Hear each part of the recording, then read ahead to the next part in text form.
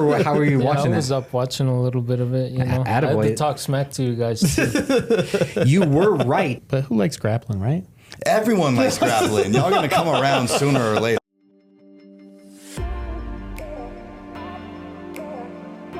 Welcome to the Denver Sports Betting Show UFC edition. This segment is brought to you by CD's Wings. There's only a few days left in August to get their flavor of the month, grubby garlic, so hurry and get it before it's gone.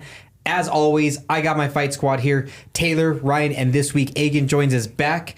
Boys, we had UFC Shanghai last weekend. I know there was a special event. Ryan, happy birthday. But there was also fights at 4 o'clock in the morning. Did you guys get a chance to watch those? Did you watch them on replay? Were you up? Just the highlights. I caught the prelims, man. I tried to make it for the main card, but it didn't work out. Egan, you were texting at like 7 o'clock in the morning. Were you up or how were you watching I was that? up watching a little bit of it, you know. I had Attaboy. to talk smack to you guys too. You were right. You were the only person that I heard say Johnny Walker could get a knockout. How did he get it done? Because I was asleep, so. Yeah, I mean, I think he's really dangerous, you know, so you can't really make mistakes against Walker, and he did really good with those low leg kicks, and the leg kicks destroyed, what's his name? Zhang, yeah. Cost me a lot of parlays. Ryan's favorite fighter. Yeah, it was very, very frustrating because Zhang had everything set up. I mean, UFC Shanghai fighting in front of the home crowd. I mean, I thought they threw him Johnny Walker just as like a token. I mean, if you looked at the betting odds, he was like minus 350 at some point. I mean, just absolutely crazy. But there was some questionable officiating in that fight and kind of throughout the card. Taylor, did you get a chance to see, you know, what they were complaining about in that Zhang and Walker fight? I mean, I rewatched it back today, and I didn't really notice anything that was out of the ordinary. There was some strikes. The very last strike looked like it was directly in the back of the head, and it dropped him pretty good.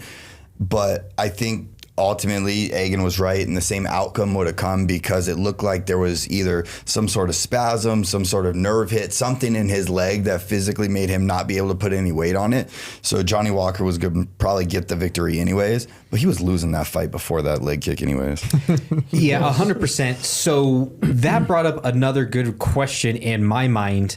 Illegal blows. So if you're clearly winning the fight, you know, you knock somebody down, they're stumbled or whatever, but then you do something illegal. Ryan, what do you think should be the outcome? Because, you know, one illegal strike can do a lot of damage. It can. Like, it, you know, even though you're winning and everything, I think that's where that IQ comes in. That's part of it. So if you're going to do something where that happens, like the Aljo, like back in like a couple of fights, then it's on you. Like, I feel no sympathy for them if they end up losing, if they were just, you know, just steamrolling them.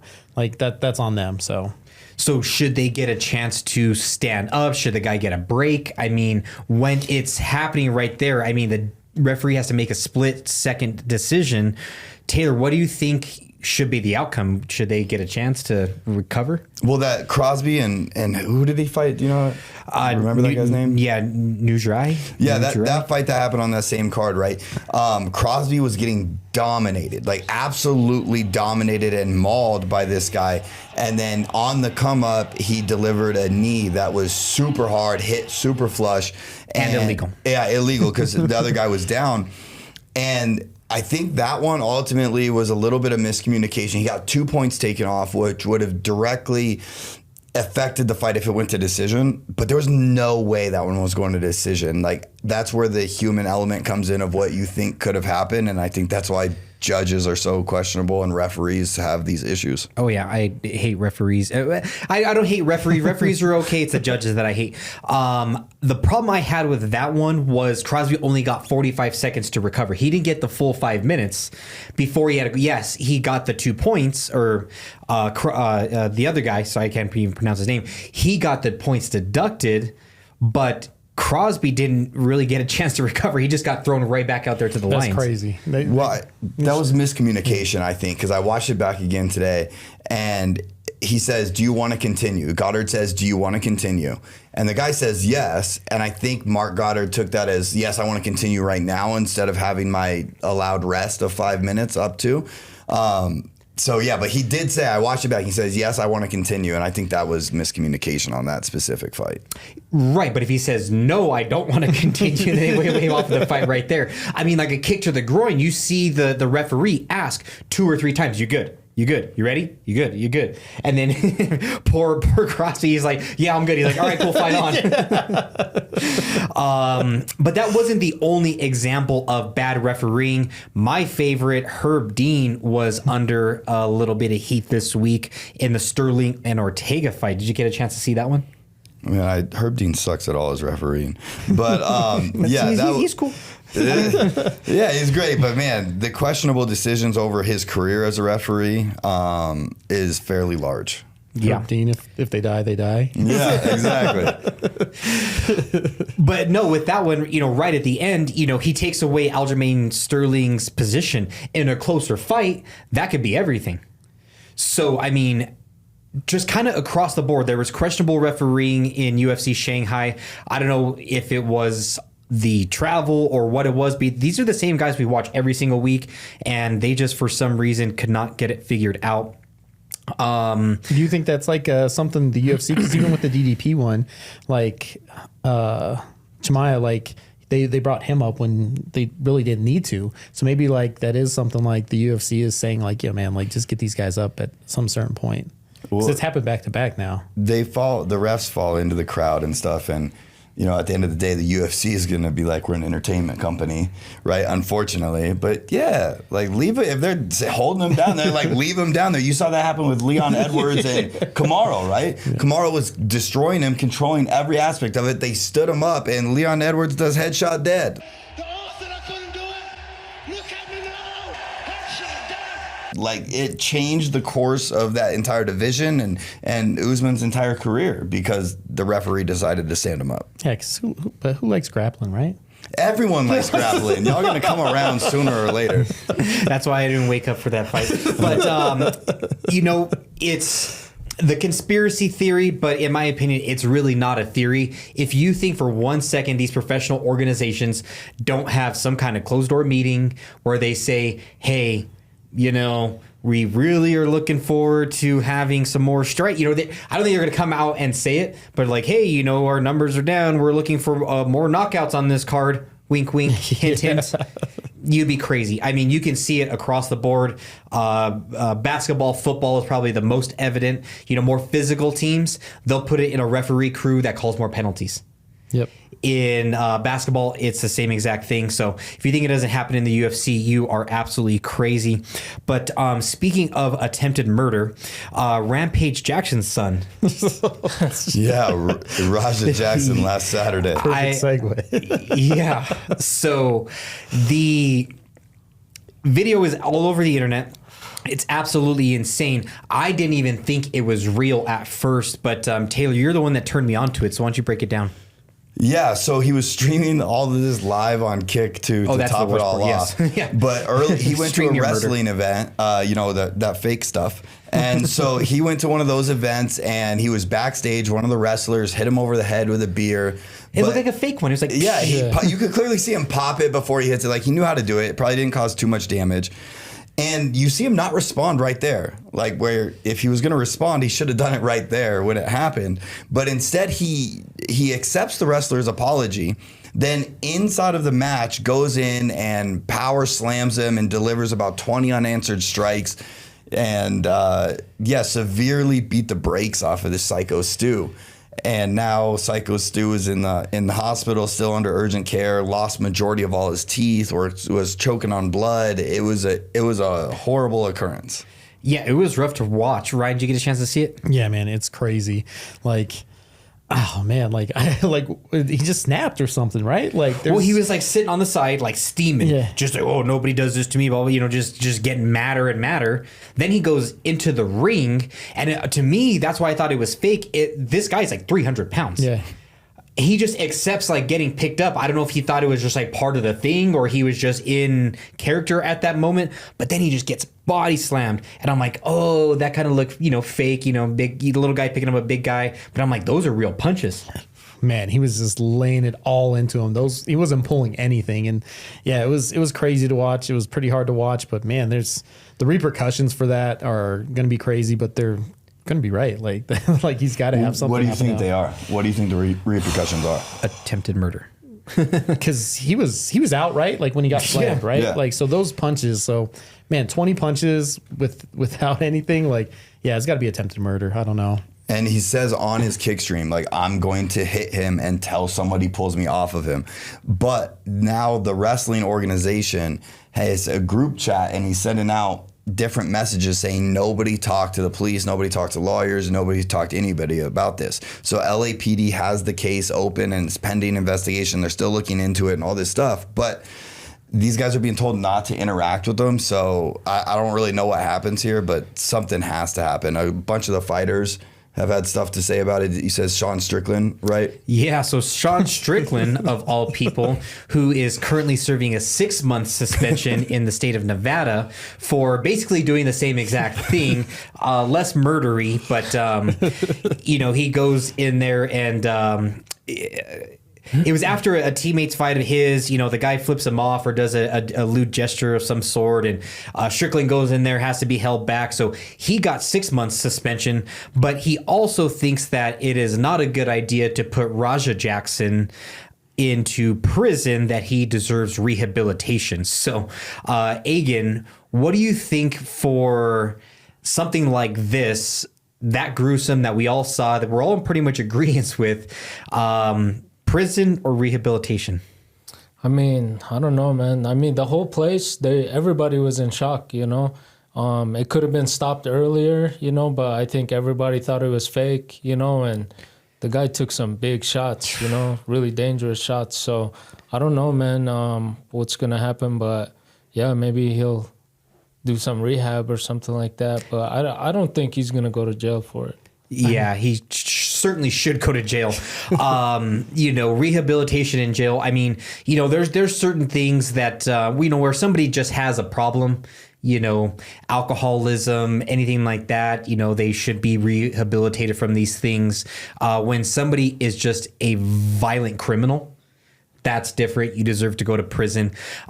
Sean Strickland, I guess, has gone through something similar, so maybe that's why he feels a little bit connected to this, or he feels that he wants to comment on it.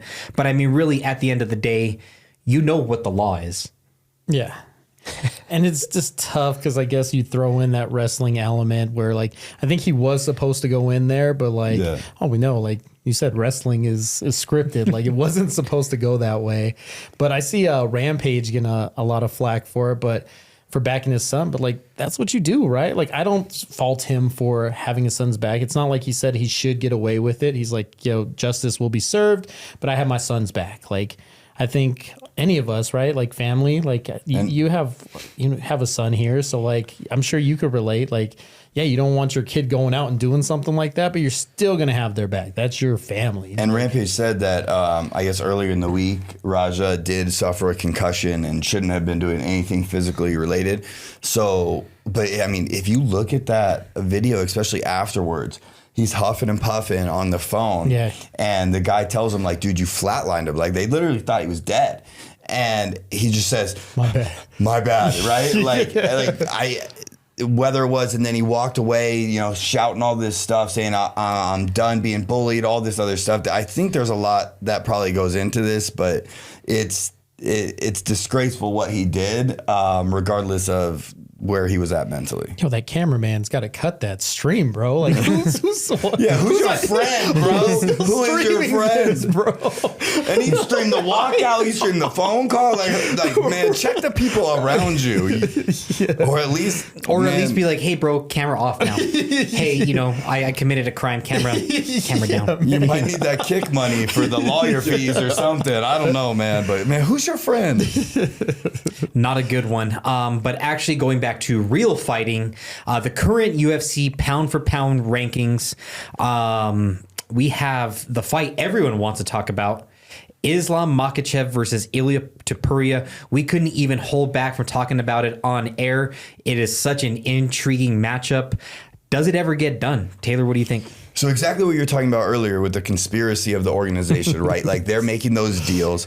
And Egan, we were talking before the show about this, and I know you don't think this is the next fight for Ilya, but I think it makes the most sense for the UFC. And I think Ilya is a very smart businessman and will get paid for generations to come based off this fight. And I think both of these guys, Ilya and Islam, really want to prove who's best. And so I think this fight does happen, and I really look forward to seeing it happen. But see, I actually disagree. It is an amazing fight to make happen, but the UFC, I think, would be better keeping them apart and selling 2 pay-per-view numbered events than one massive one. Ryan, you are a smart businessman. What would you do? Oh, man, it's just tough. We see it with boxing, man. Like none of the top guys really go at it. You should have had these. Even back in UFC, like it should have been Silva and St. Pierre. Like we never got that. So like they've just never pulled the trigger on it. I hope it does. That would be amazing. That would sell. They should definitely do it before they go to Paramount because it would sell. Because right, remember, but Paramount's only USA. So those two, the Islam and Ilya, are massive international sellers, right? The UFC will make so much money off that fight. And they said they were still open like to doing pay-per-views, right? Yeah. So that would be the one to make. Like if you want to make like superstars like that, you have to, because that's the best of the best. But like I said, we never saw Silva and St. Pierre and like other like boxing and stuff like that. We never see the top guys do it. So I mean, I don't the think last big one in boxing would have been Mayweather De La Hoya. You know, when the absolute best fought the absolute best. So what is it that keeps them from making that matchup happen? I'm sure it's very difficult because 2 of the best, neither of them want to lose. Yeah. So I think maybe the matchmaking part of it could be very difficult. But like I said, isn't it better to sell 2 big pay-per-view events than 1 really big pay-per-view event? It is, but I think just what you get from that. So like, yeah, you can have these 2 other fights. People are going to watch. They're going to be hyped. But like building something like that where you get like casuals or people that aren't even watching it, and like people start talking about it. They're like, oh, let me check this out. And you might just have a new fan right there, like with something so big. And I feel like UFC needs that, man. Like that's why pay-per-views are down, is just because the hype isn't like when we were growing up with those guys. Has anyone gone up 3 divisions and had a title in all 3 divisions? Because Ilya has enough star power right now inside of the UFC, and I don't think Ilya cares about really defending his title. I think he won the title, and he wants to become the best ever fighter. Yeah. And I would be curious, I don't know off the top of my head if any fighter has gone 3 divisions like that, but that's what he could potentially do. I don't know, man. I think there's something there. There's been rumors of it. There's been hints of it by people in the business. I just think that's the next fight for Ilya. And they're big enough, both of them. One of them loses, you're still going to be able to sell those pay-per-views after. Or people Ilya want kind of to. short though. But like people are still like, either one of them takes an out, they're going to bounce back, right back. I want to see the next fight that they're in. It's not like they're done, but you know the hype train for the other one's going to go skyrocket. That is a really good point. But speaking of great champions, Khabib recently said that Arman Tsarukyan is the only lightweight capable of beating Ilya. I mean, I don't think anyone's capable of it. I mean, is he just standing up for his boy, or do you think it's a real possibility? Egan, what's your thoughts? I think he can beat Ilya for sure. I think that's why the UFC, if they want Ilya versus Islam, you know, they got to protect Ilya. They can't do this fight, and that's why Ilya's saying no. Yeah, with Arman, that's too dangerous because I think he can beat him. But I think Islam and Ilya, they'll probably fight. They'll probably each have 1 fight, and then they'll match them up. So I think Ilya's going to defend maybe one time against Gaethje. Nah.